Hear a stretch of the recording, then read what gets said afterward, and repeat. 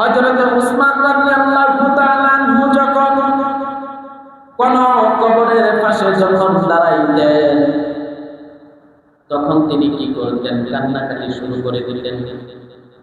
এমন কান্না আর কখনো তিনি করতেন না। তার সামনে জাহান্নামের কথা বলা হতো, জাহান্নামের কঠিন শাস্তির কথা বলা হতো, জাহান্নামের আগুনের কথা বলা হতো, জাহান্নামের মধ্যে কি কি ধরনের শাস্তি দেওয়া হয় সব কিছু বলা হতো। কিন্তু তিনি কখনো কান্না করেন নাই।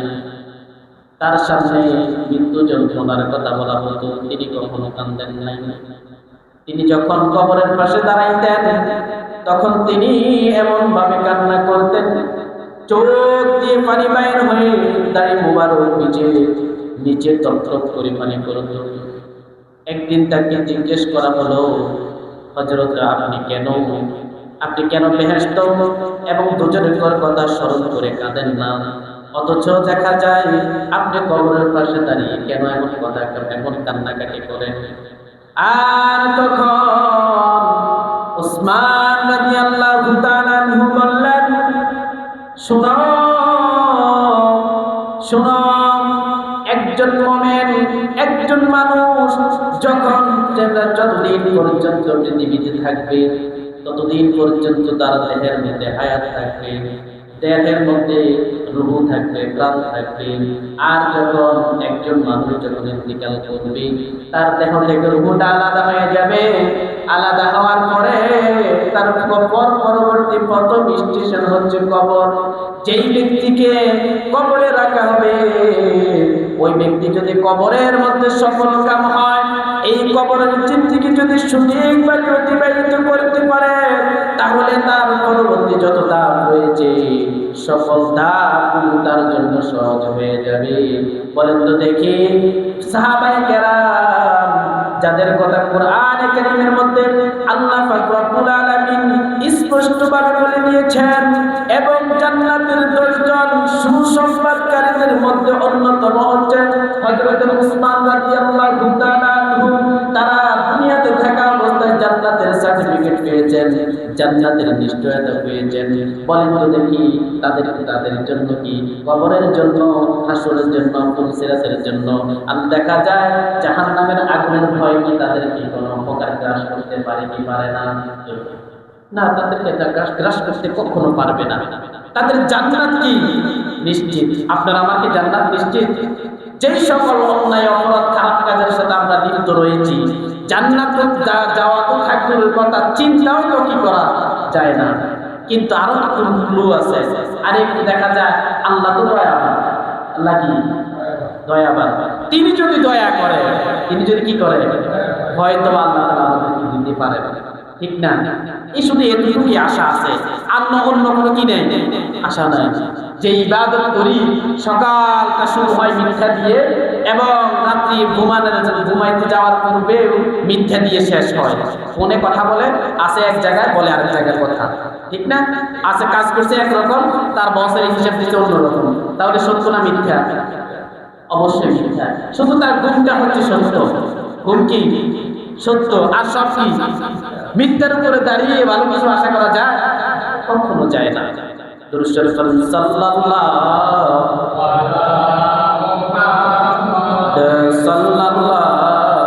আলাইহি ওয়াসাল্লাম, সাল্লাল্লাহু আলাইহি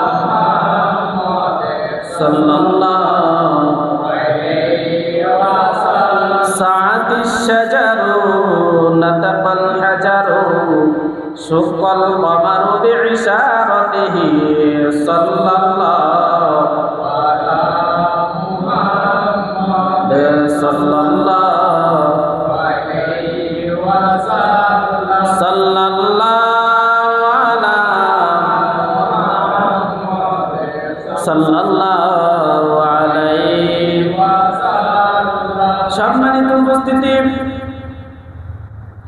একজন মানুষ যখন মৃত্যুবরণ করে, যখন তার কাছে আজরাইল আলাইহিস সালাতু ওয়াস সালাম এসে যায়, তার দেহ থেকে রূহ আলাদা করে দেয়। মৃত ব্যক্তি তখনও বুঝতে পারে না তার দেহের মধ্যে প্রাণ নাই। আত্মীয় স্বজন যারা আছে, স্ত্রীর সন্তান, মা বাবা সবাই কান্নাকাটি করে।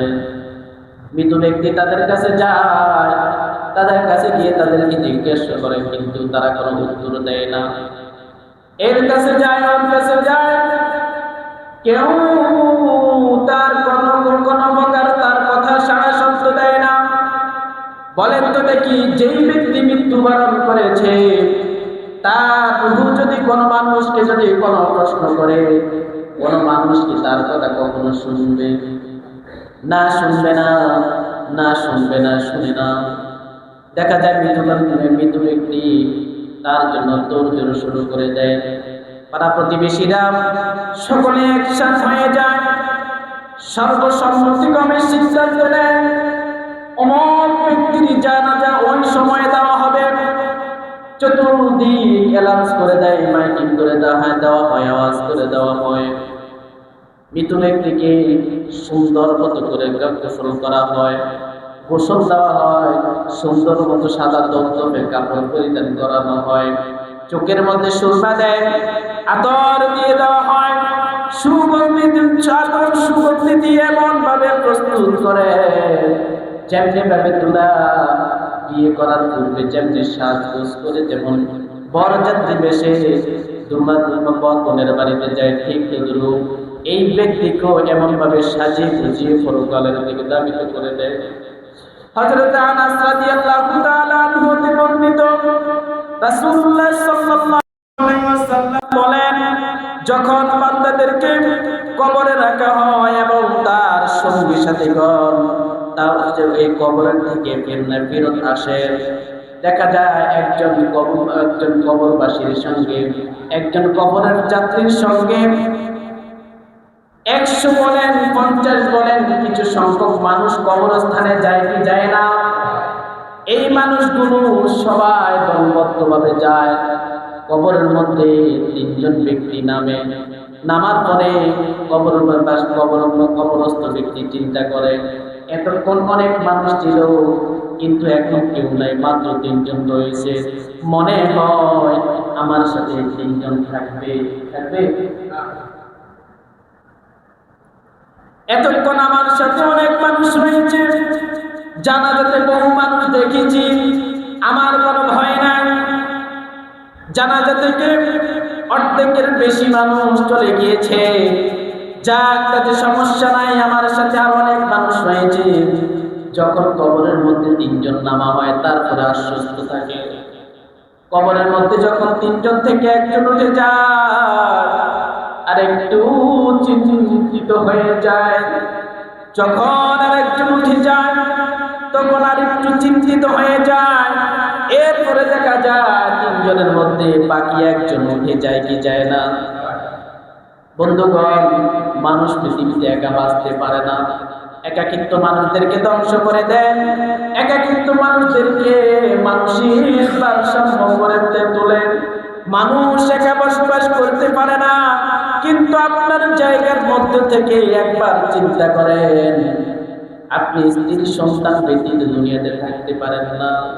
আপনি দেখা যায় যাদের কাছে মানুষের কোলাহলের মধ্যে থাকেন, কিন্তু এমন একটা জায়গার মধ্যে রাখা হবে যে জায়গার মধ্যে মানুষ অনেক সময় দিনের বেলাতে তো ভয় পায়, ঠিক কিনা? এমন জায়গার মধ্যে যদি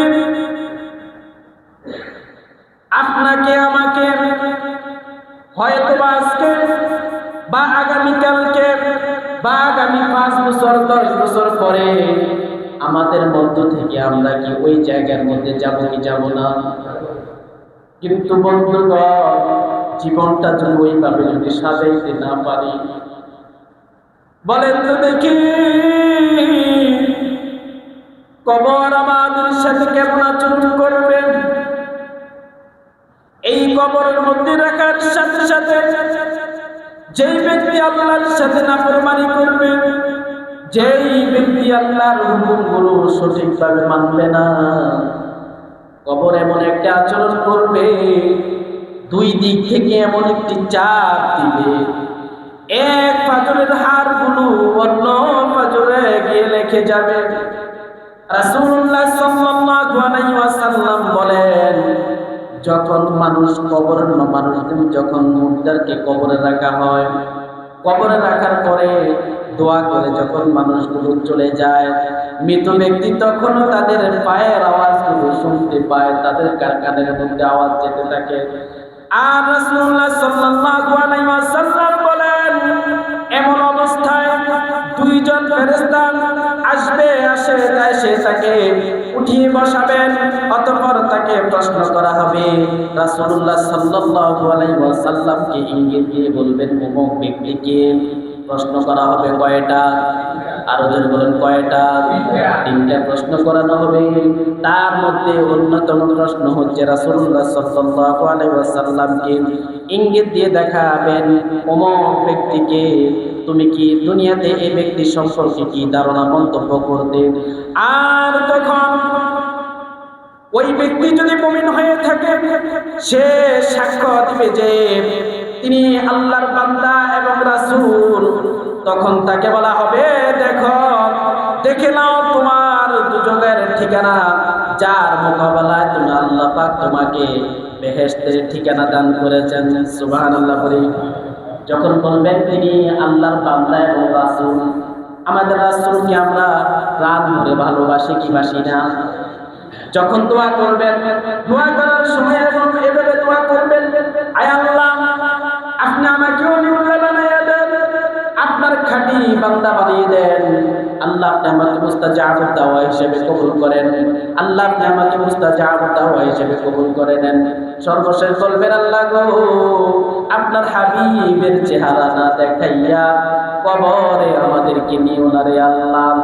আল্লাহর বান্দারা যখন আল্লাহর কাছে যাই দোয়া করে, আল্লাহ পাক রব্বুল আলামিন সব দোয়া কবুল করে নেন।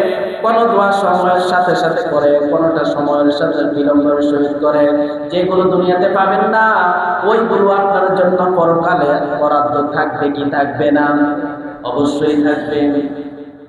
এরপরে এই যে ব্যক্তি আল্লাহ রাসূলের দেখানো মত এবং পথে চলবেন, কোরআন এবং সুন্নাহ মোতাবেক জীবন যাপন করবেন, আল্লাহর ফেরেশতারা বলবেন, তুমি সত্য বলেছ, তোমার ঠিকানা ছিল দুজকে, তোমার দুজকের ঠিকানার মোকাবেলায় আল্লাহ পাক রব্বুল আলামিন তোমার জন্য জান্নাতের ব্যবস্থা রেখে দিয়েছেন, তাকে জান্নাত দেখানো হবে।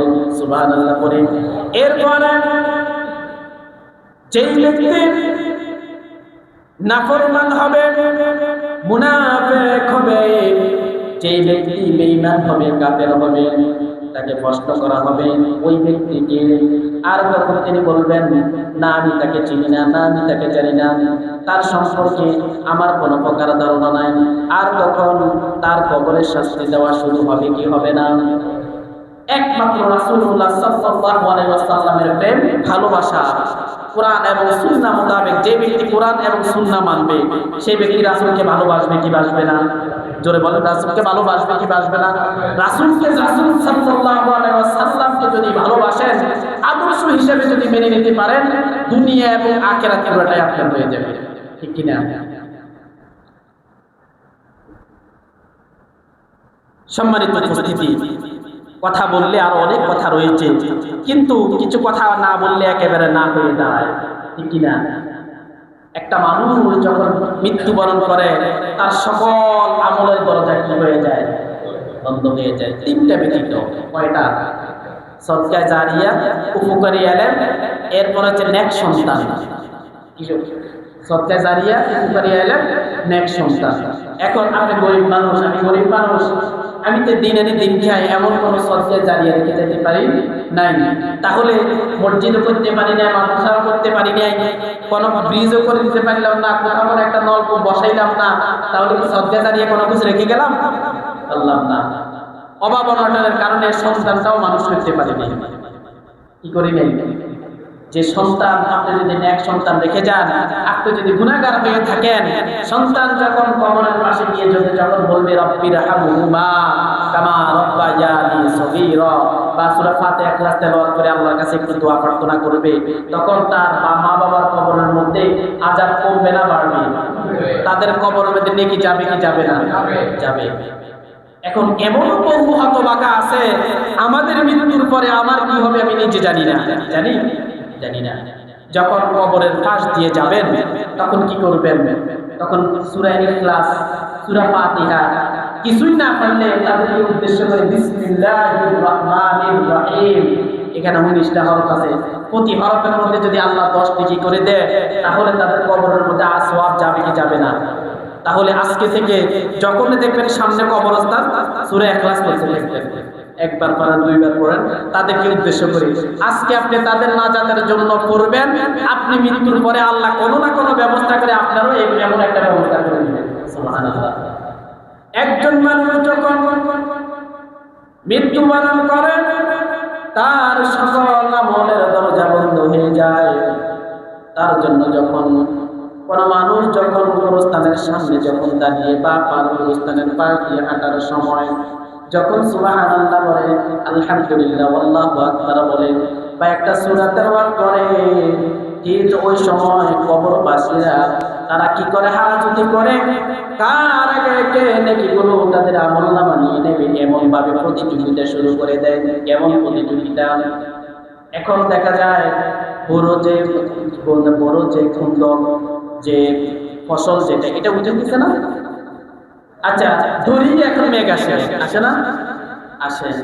এখন যখন বৃষ্টি চলে আসতেছে আপনার উঠানের মধ্যে, মাঠের মধ্যে ধান, ওই সময় কি আপনি একজনকে খাসি ভরে বা ওড়া ভরে আপনি উঠাই দিবেন? না, যে যেমনি পারে এমনি, যে জায়গাতে বৃষ্টি পড়ে না ওইখানে নিতে হবে। কোনটা? যে যেমনি পারে এমনি কি করবে? তাড়াতাড়ি এটা নিরাপদ জায়গার মধ্যে কি করবে? পৌঁছা দিবে। ঠিক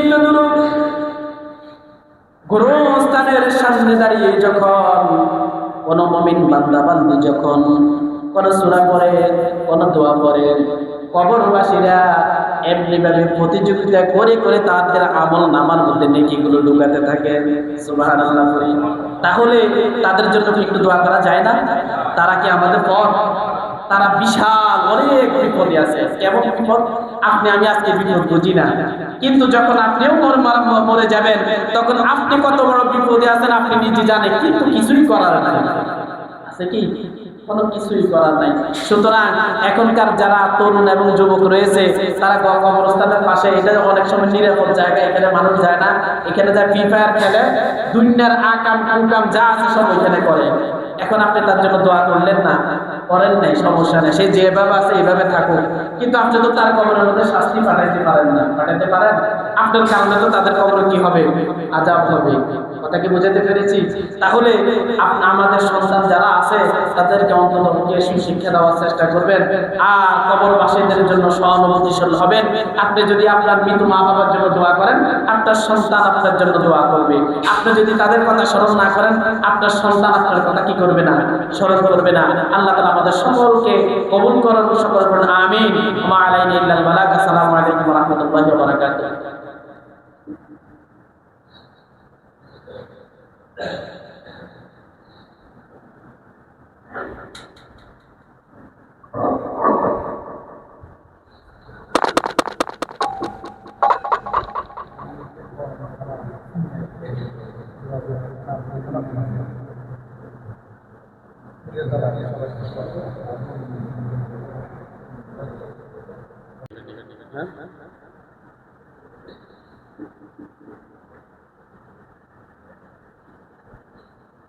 السلام عليكم ورحمة الله وبركاته.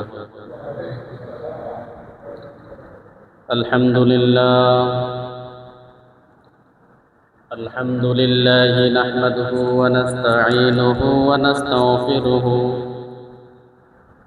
ونعوذ بالله من شرور أنفسنا ومن سيئات أعمالنا. من يهده الله فلا مضل له ومن يضلله فلا هادي له. ونشهد أن لا إله إلا الله وحده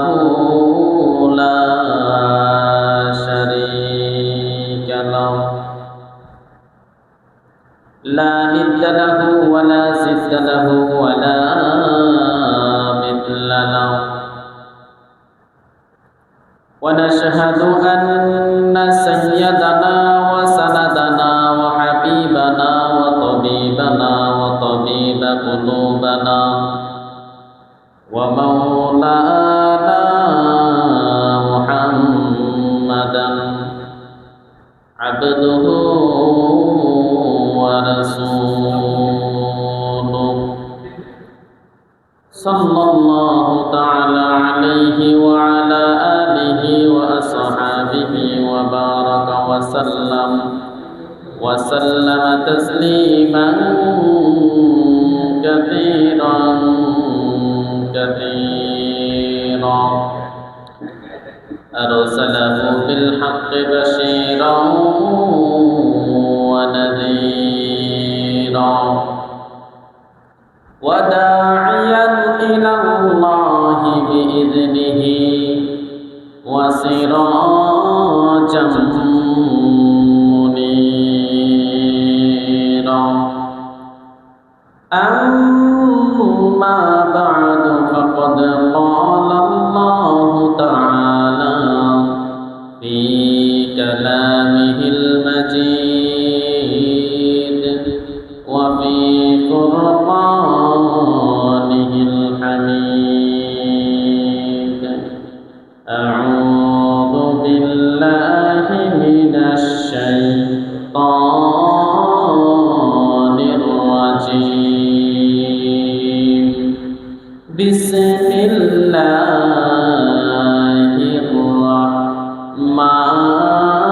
الرحمن الرحيم ويثبت الله الذين آمنوا بالقول الثابت في الحياة الدنيا والآخرة إن الله وملائكته يصلون على النبي يا أيها الذين آمنوا صلوا عليه وسلموا تسليما اللهم صل على سيدنا وعلى آل سيدنا محبة الشيخ اللهم صل على سيدنا محمد وعلى آل سيدنا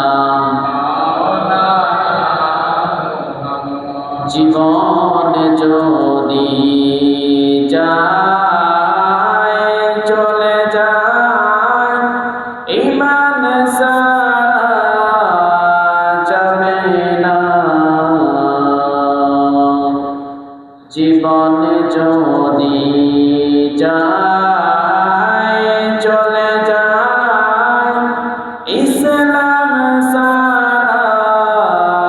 যাবে না ঈমান যদি সারা বন্ধু ইসলাম যদি সারা বন্ধু আল্লাহর জান্নাত পাইবা না আল্লাহুম্মা সাল্লি আলা সাইয়্যিদিনা মাওলানা মুহাম্মদ ওয়া আলা আলি সাইয়্যিদিনা মাওলানা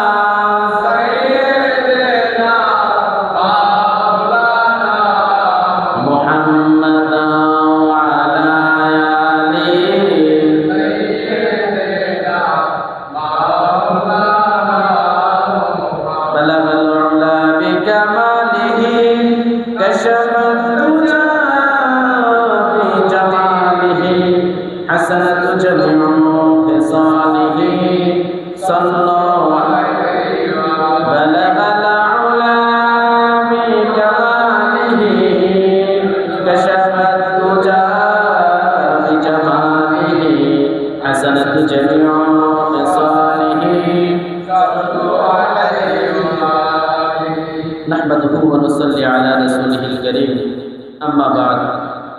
উপস্থিত অন্ধকার জুমার সম্মানিত মুসল্লিন কিরাম, সর্বপ্রথম শুকরিয়া আদায় করে আল্লাহ সুবহানাহু ওয়া তাআলার প্রতি, যে আল্লাহ পাক রব্বুল আলামিন আমাদেরকে অসংখ্য অগণিত নাজ নিয়ামত দান করে শান্তির সহিত বাঁচিয়ে রেখে আল্লাহর ঘর মসজিদে আসার এবং বসার তৌফিক দান করেছেন। সেই মহান প্রতিপালক রব্বুল আলামিনকে সন্তুষ্টি করার উদ্দেশ্যে সকলে সুস্থ একবার পড়ে নিয়ে আলহামদুলিল্লাহ। লক্ষ কোটি দরুদ বর্ষিত হোক মানবতার মুক্তির দূত সাইয়্যিদুল মুরসালিন খাতামুন নবিয়্যিন সরকারে দো আলম নূরে মুজাসসাম আহমদ মুজতবা মুহাম্মদ মুস্তাফা সাল্লাল্লাহু আলাইহি ওয়াসাল্লামের উপর।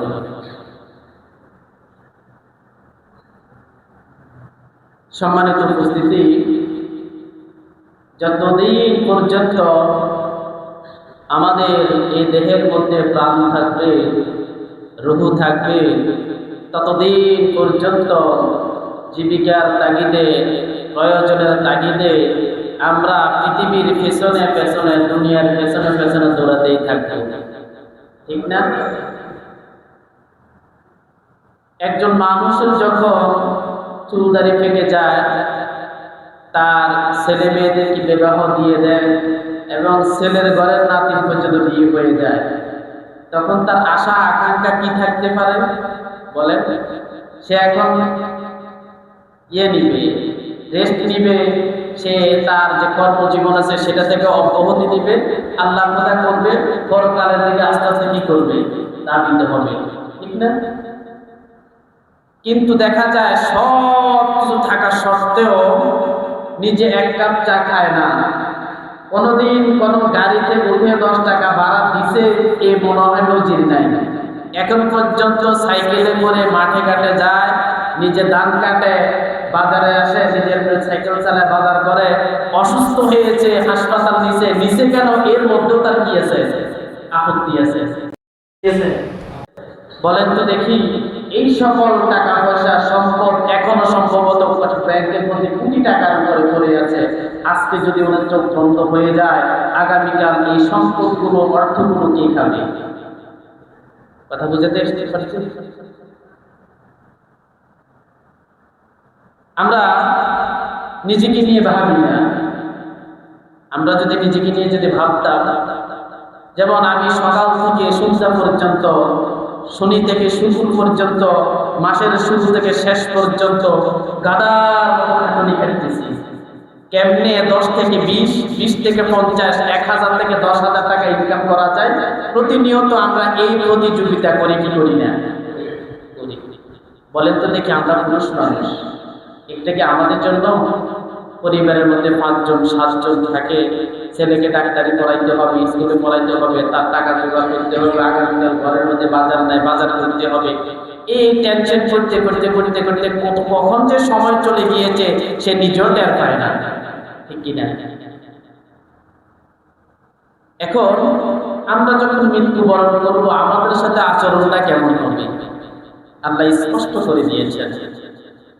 আল্লাহ সব কিছু স্পষ্ট করে দিয়েছেন, মানুষদেরকে বুঝিয়ে দিয়েছেন। এটা অস্পষ্ট না। পরকালে যখন আপনাকে আমাকে ধরবে, তখন আপনি এই কথা বলতে পারবেন না, আল্লাহ আপনি তো আমাকে এই কথা বলেন নাই, আপনি তো আমাকে নামাজের কথা বলেন নাই, আপনি তো আমাকে রোজা রাখার কথা বলেন নাই, আপনি তো আমাকে অন্যায় কাজ থেকে বিরত থাকার কথা বলেন নাই। যদি বলতেন আল্লাহ, আমি তো এগুলো করতাম। এখন আপনি আমার তো যতটুকু বিবেক দিয়েছে আমি তো এটা খরচ করতে পারি নাই। এই কথা বলা যাবে? এই কথা বলা যাবে না। সবকিছু আল্লাহ কোরআনে কারিমের মধ্যে পুঙ্খানুপুঙ্খানুভাবে স্পষ্ট বলে দিয়েছেন। আজকে কি হবে 1450 বছর আগে আল্লাহ তাআলা তার প্রিয় হাবিব মুহাম্মদ রাসূলুল্লাহ সাল্লাল্লাহু আলাইহি ওয়াসাল্লামের মাধ্যমে সব জানিয়ে দিয়েছেন, ঠিক কি না? আজকের খুতবার আলোচ্য বিষয় হচ্ছে আমরা যে মৃত্যুবরণ করব, মৃত্যুবরণ করার পরে আমাদেরকে কোথায় রাখা হবে? জোরে বলেন, কোথায়? কবরে। এই কবরের অবস্থাটা কেমন আজকের খুতবার আলোচ্য বিষয় হচ্ছে সেটা।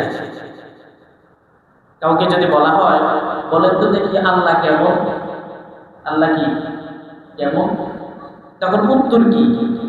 যে ব্যক্তি আল্লাহকে বিশ্বাস করে না, যে ব্যক্তি কি করে না, আল্লাহকে বিশ্বাস করে না, আল্লাহর নাম নেয় না, সে বেঈমান, সে তথাকথিত মুসলমান হলেও পরে আল্লাহর উপরে তার অতটা আস্থা নাই।